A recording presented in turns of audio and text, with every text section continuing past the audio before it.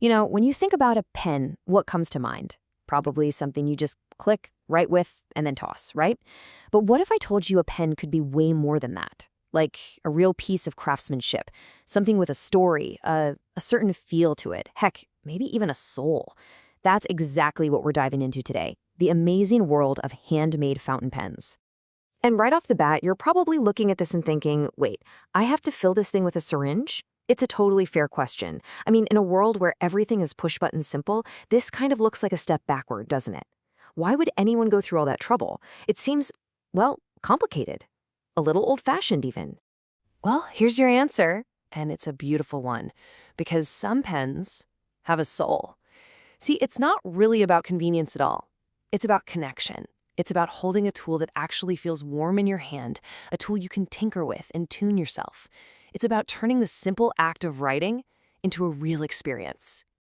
Okay, so to really get a feel for this world, we're going to look at two incredible examples. These are handmade pens from India, the PLP Jumbo and the PLP Torpedo.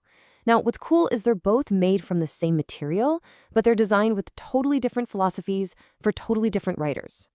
And here they are, side by side. On the left, you've got the Jumbo. And I mean, look at it. It's an oversized statement piece.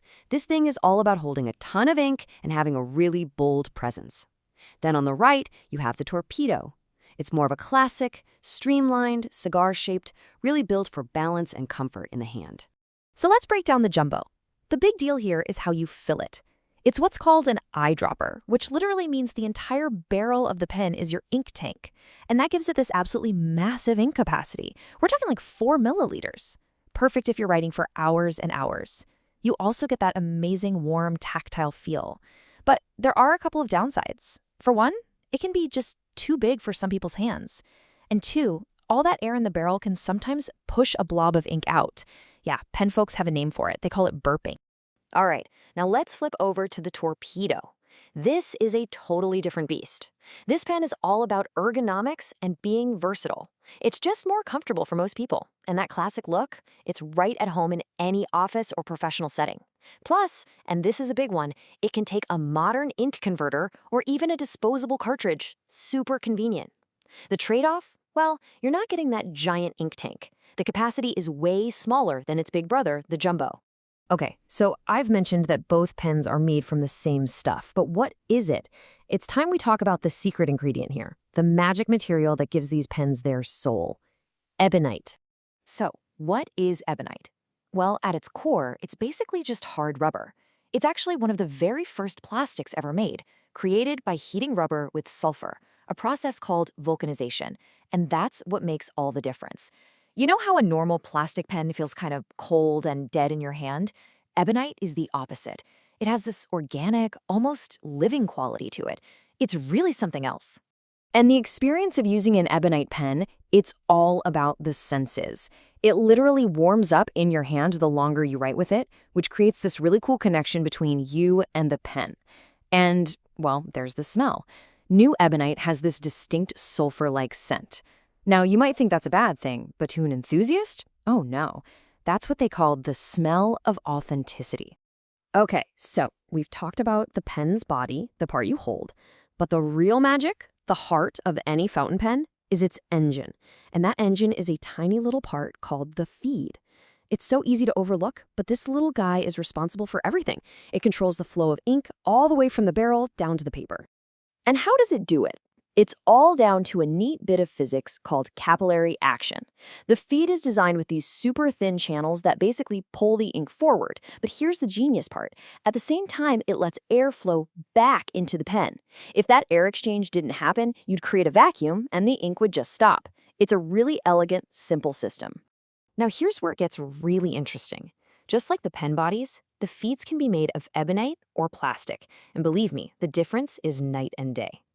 Ebonite is what you'd call hydrophilic. It literally loves water, or in this case, ink. Its surface is naturally porous, so the ink just clings to it and spreads evenly, creating this perfect, juicy flow to the nib. Plastic? Well, plastic is the opposite. It's hydrophobic. It repels ink. So plastic feeds have to be engineered with all these fins and special treatments just to force the ink to go where it's supposed to. So what does that actually mean when you're writing? Well, this chart really nails it. An Ebonite feed gives you a really generous, wet flow of ink. This is amazing for certain kinds of writing, especially if you're using a flexible nib that needs a lot of ink to work properly. A plastic feed, on the other hand, gives you a more controlled, precise line. But here's the game changer: customizability. You can actually use heat to mold an Ebonite feed to fit your nib perfectly. You can't do that with plastic. So, who really needs an Ebonite feed? Well, if you're a fast writer and you find your pen is always struggling to keep up, it's for you. If you're an artist or calligrapher using a flex nib to get those beautiful thick and thin lines, it's definitely for you. And if you're someone who loves using those wild specialty inks, the ones with shimmer and sheen, an Ebonite feed can handle them without clogging up like a plastic one would.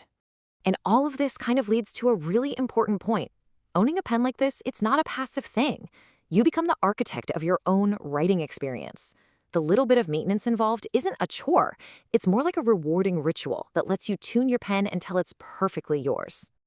Hey, remember that burping problem we talked about with the Jumbo?